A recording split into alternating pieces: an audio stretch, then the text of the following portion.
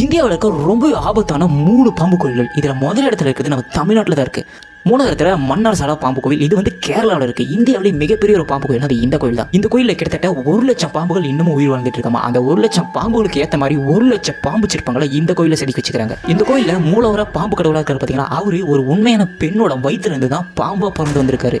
அதுவும் இல்லாமல் இந்த கோயிலில் இன்ன வரைக்குமே ஒரு பெண் தான் பூஜை பண்ணிட்டு இருக்காங்க. ரெண்டாவது இடத்துல நாகேஸ்வரர் கோவில். இது பார்த்தீங்கன்னா பெங்களூரில் இருக்குது. இந்த கோயிலில் இருக்கிற மிஸ்ட்ரியே இந்த கோயிலில் இரவு நேரத்தில் ஏகப்பட்ட பாம்புகளோட சத்தம் கேட்கணுமா.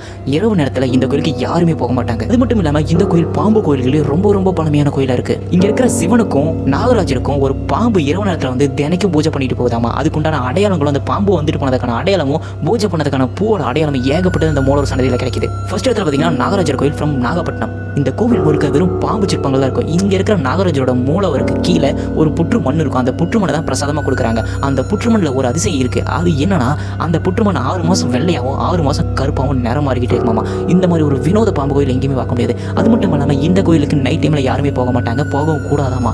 அது ரொம்ப ஆபத்தானது. காரணம் இங்கே ஒரு 5 தலனாகும் இன்னமும் இந்த கோயிலை பாதுகாட்டுறதுக்காக நம்பப்படுது. நைட் நேரத்தில் அந்த கோயில் பக்கம் தலை வச்சு கூட படுத்துறாதீங்க.